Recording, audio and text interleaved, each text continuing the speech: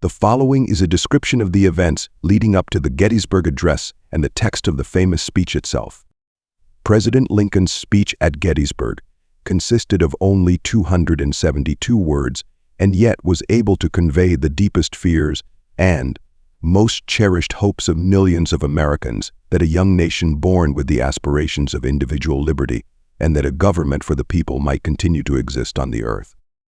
The events leading up to President Abraham Lincoln's Gettysburg Address are rooted in one of the most pivotal battles of the American Civil War, the Battle of Gettysburg, and the larger context of the war itself.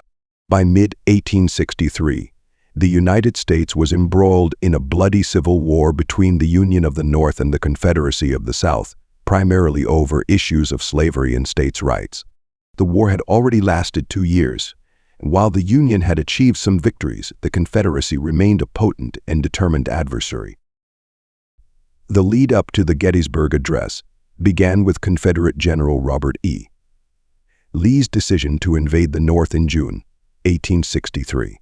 After a string of victories in Virginia, Lee believed that carrying the war into Union territory would relieve pressure on the Confederate states, disrupt Union military plans, and perhaps even encourage foreign intervention or lead to peace talks. His Army of Northern Virginia crossed into Pennsylvania in late June with the objective of winning a decisive battle on Union soil. The invasion also aimed to weaken Northern morale, as the war had become deeply unpopular in some parts of the Union. The two armies accidentally collided at the small town of Gettysburg, Pennsylvania, on July 1, 1863. Over the next 3 days, one of the largest and bloodiest battles of the Civil War unfolded.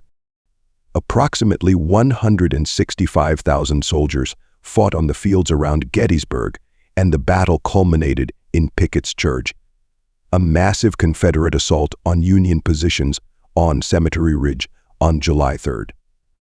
The charge was a disastrous failure for Lee's army, and by the end of the day, the Confederates were forced to retreat, suffering heavy casualties. The Union victory at Gettysburg, led by General George Meade's Army of the Potomac, was a significant turning point in the Civil War. It halted Lee's invasion of the North and inflicted severe losses on the Confederate Army, which would never fully recover its strength. However, the cost of the battle was staggering for both sides. Union forces suffered around 23,000 casualties, while the Confederates lost about 28,000 men, over a third of Lee's army.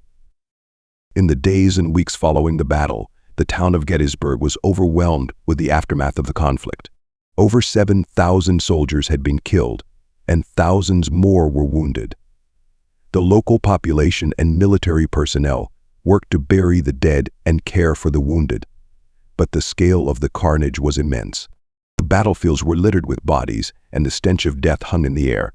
The task of honoring and properly burying the dead became a pressing issue. A movement began to establish a national cemetery at Gettysburg to honor the fallen soldiers. David Wills, a local attorney, took the lead in organizing this effort.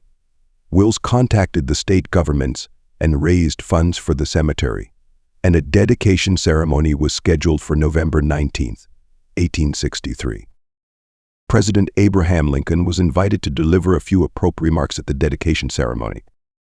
The main speaker for the event was Edward Everett, a renowned orator and former Secretary of State, who was scheduled to deliver a 2-hour speech. Lincoln's role was meant to be more symbolic, a brief statement to consecrate the cemetery. At the time, Lincoln faced enormous pressure. Despite the Union victory at Gettysburg, the war was still raging, and public support for his administration was uncertain. Many in the North were frustrated by the length of the war and the enormous toll it was taking. The Emancipation Proclamation, issued earlier that year in 1863, had transformed the war into a fight for the abolition of slavery, further polarizing opinions. Lincoln prepared his remarks carefully, recognizing that the moment was an opportunity to reflect on the meaning of the war and the principles at stake. He understood that the sacrifices made at Gettysburg could help redefine the nation's purpose. Rather than simply mourning the dead, Lincoln aimed to inspire the nation to recommit to the ideals of liberty and equality that had been laid out in the Declaration of Independence. On November 19, 1863, a crowd of around 15,000 people gathered at the site of the new cemetery. Edward Everett gave his lengthy oration, providing a detailed account of the battle and praising the bravery of the soldiers. When it was Lincoln's turn, he rose and delivered his remarks in just over 2 minutes. In what became one of the most famous speeches in American history, Lincoln's Gettysburg Address reframed the war as a struggle for the survival of the nation's founding ideals. In just 272 words, Lincoln invoked the principles of human equality and the importance of a new birth of freedom, calling for a renewed commitment to the cause of union and liberty. He declared that the fallen soldiers had not died in vain, and that their sacrifice should ensure that government of the people, by the people, for the people, shall not perish from the earth. Though Lincoln's speech was initially overshadowed by Everett's lengthy oration, the Gettysburg Address quickly became a defining moment in American history. It crystallized the purpose of the Civil War and offered a vision of a united nation built on the principles of equality and democracy. The events leading up to the speech, from the horrors of the Battle of Gettysburg to the national effort to honor the fallen, set the stage for Lincoln to deliver a message of hope, resolve, and a renewed commitment to the nation's ideals. The following is the Gettysburg Address itself, delivered at Gettysburg, Pennsylvania, on the 19th of November, 1863. 87 years ago, our fathers brought forth on this continent a new nation conceived in liberty and dedicated to the proposition that all men are created equal. Now we are engaged in a great civil war, testing whether that nation or any nation so conceived and so dedicated can long endure. We are met on a great battlefield of that war. We have come to dedicate a portion of that field as a final resting place for those who here gave their lives that that nation might live. It is altogether fitting and proper that we should do this, but in a larger sense we cannot dedicate, we cannot consecrate, we cannot hallow this ground. The brave men living and dead who struggled here have consecrated it, far above our poor power to add or detract.